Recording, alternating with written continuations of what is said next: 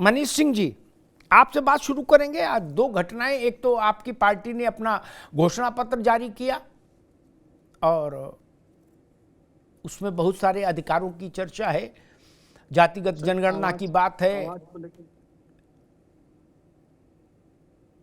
आवाज आ रही है भैया? नहीं आ रही है? नहीं, आवाज नहीं आ रही सर, फोन डिस्कनेक्ट हो गया सर। अच्छा ठीक, भैया देखिए इन कैसे जुड़ेंगे, तब तक मैं हेलो आज आ रही है आवाज? मनीष, आ रही है आवाज? नहीं सर, मुझे आवाज नहीं मिल रही, फोन डिस्कनेक्ट हो गया सर। अच्छा ठीक ठीक, ऋचा सिंह आपके पास आता हूं। भारतीय जनता पार्टी ने आज 7 उम्मीदवारों की घोषणा कर दी, 5 अब बस बचे हैं, जिसमें सबसे ज्यादा महत्वपूर्ण है ब्रजभूषण लड़ेंगे कि नहीं लड़ेंगे ये मसला। मैनपुरी में जयवीर सिंह को उतारा गया है। तमाम नाम अटकलों में घूमते रहे कि ये लड़ेंगे कि वो लड़ेंगे, और अंत में फिर फैसला हुआ कि नहीं, मैनपुरी सदर का विधायक ही लड़ेगा चुनाव। ये योगी सरकार के दूसरे मंत्री हैं जो लोकसभा लड़ रहे हैं, एक जतिन लड़ रहे पीलीभीत से और दूसरे जयवीर सिंह का चयन, चूंकि समाज, ये तो भाजपा को भी पता होगा कि मैनपुरी अभी तक समाजवादी पार्टी के लिए चुनाव क्षेत्र नंबर 1 है, सबसे प्रतिष्ठापूर्ण। वहां जयवीर सिंह को उतारने के पीछे की रणनीति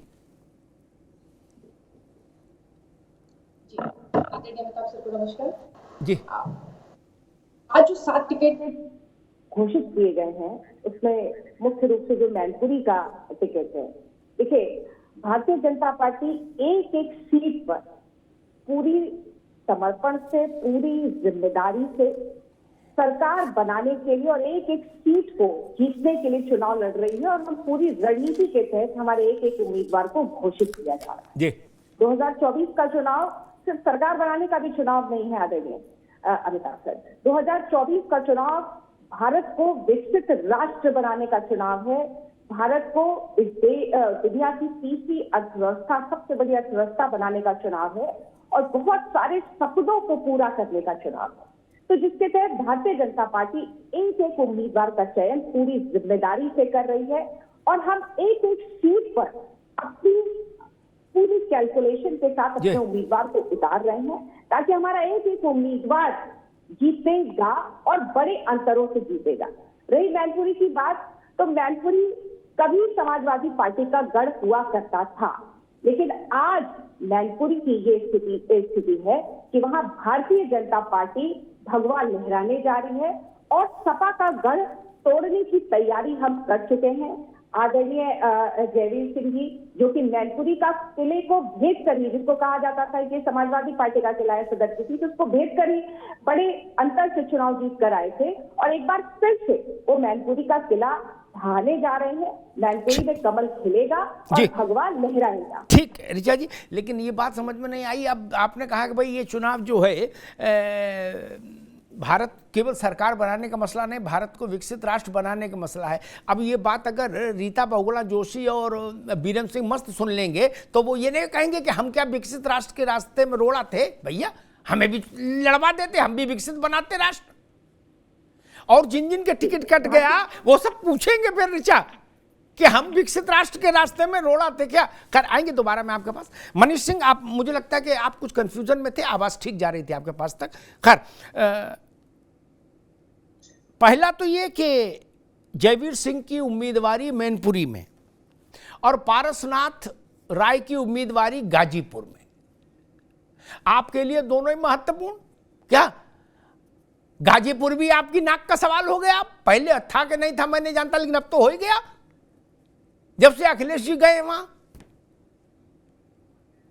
तो मुख्तार के न रहने के बाद पहली बार वहां वोट पड़ेगा, तो वहां पारसनाथ राय और यहां जयवीर सिंह। भाजपा ने आज 2 नाम घोषित किए, दोनों आपके लिए महत्वपूर्ण चुनाव क्षेत्र हैं।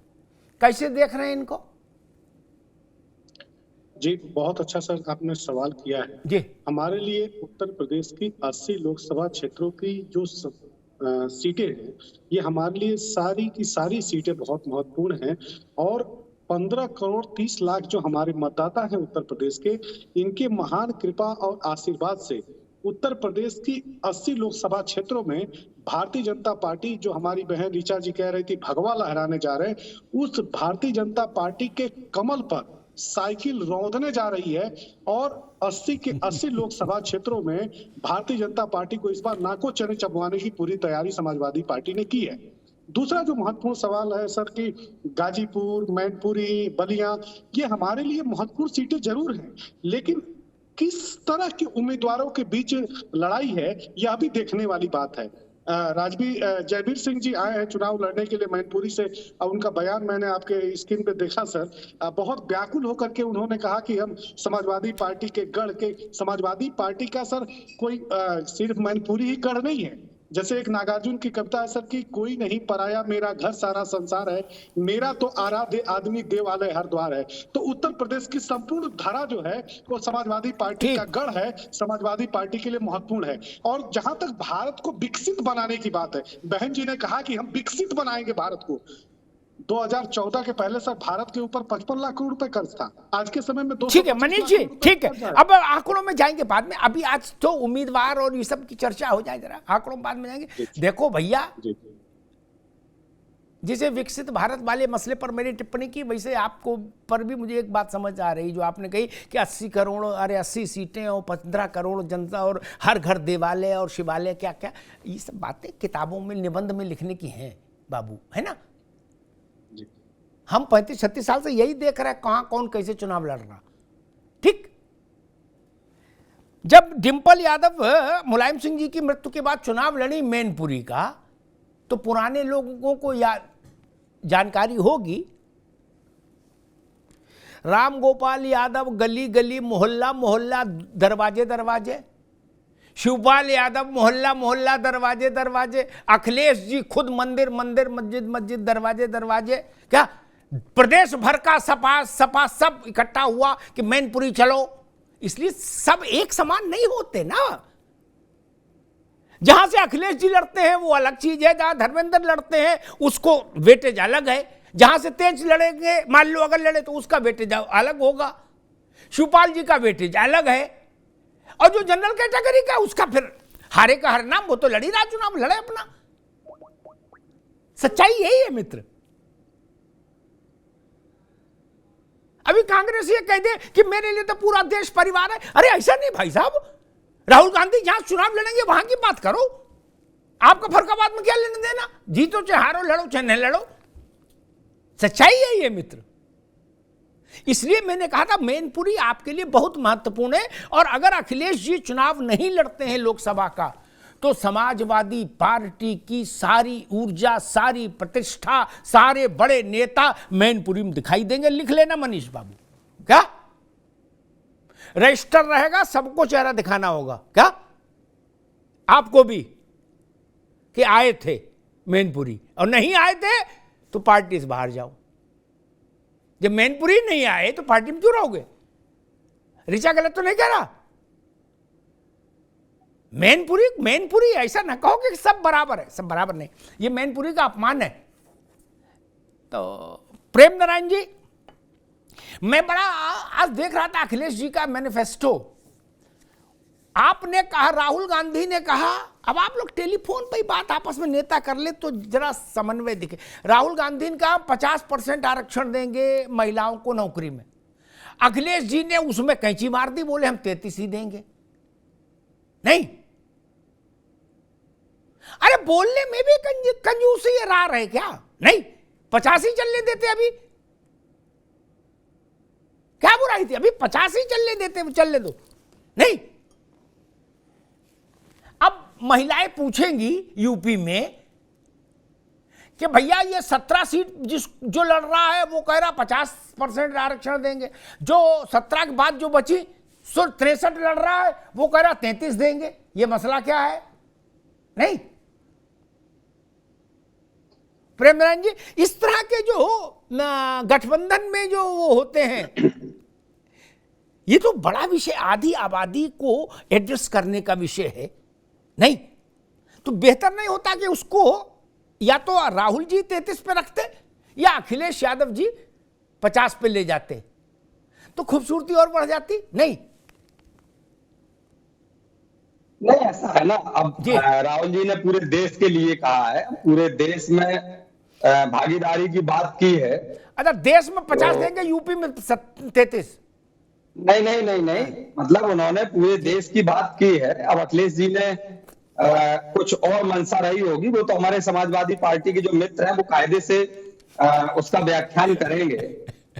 और दूसरी चीज, मैं तो अपनी बहन ऋचा जी की तरफ आऊंगा। सिर्फ 2 चीजों को कोड किया मैंने ऋचा जी की, क्योंकि आज की जो डिबेट है उसमें एक लाइन में हमारा जवाब ये है कि हम इंडिया परिवार के साथी हैं, इंडिया परिवार के सदस्य हैं, और समाजवादी पार्टी हमारा परिवार है, और समाजवादी पार्टी की तरफ से जो प्रत्याशी आएगा, हम लोग पूरी शिद्दत से, तन्मयता के साथ, उसकी पूरी ताकत के साथ उस प्रत्याशी के साथ खड़े हैं।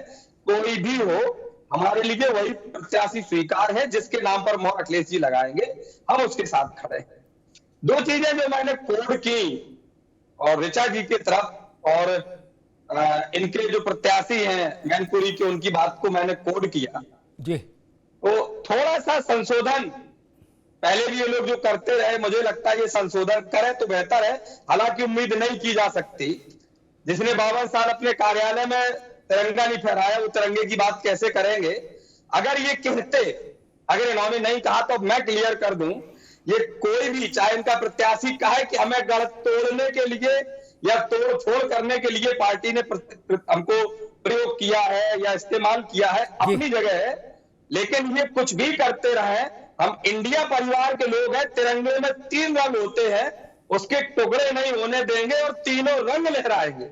नहीं, ठीक है, बिल्कुल। जहां जहां भी हम जाएंगे वहां तिरंगा लहराएगा। ठीक है। और जो हमारी बहन ऋचा जी कह रही थी, अब अमिताभ जी, कि हम विकसित भारत की बात कर रहे हैं, मेरी बहन, हम ये कहते हैं विकसित भारत की बात तो खैर आप छोड़ दो, हम सुरक्षित भारत की उम्मीद रखते थे, वो आप नहीं कर पाए, और हम लोग इस देश को सुरक्षित भारत की जवाबदेही और जिम्मेदारी के साथ आगे बढ़ रहे हैं। हम चीन को नहीं कहने देंगे कि अरुणाचल प्रदेश को नक्शे पर दिखाओ। ठीक है, ठीक है। अरुणाचल तक का, अभी आज यूपी तक रह लो, फिर अरुणाचल भी चलेंगे।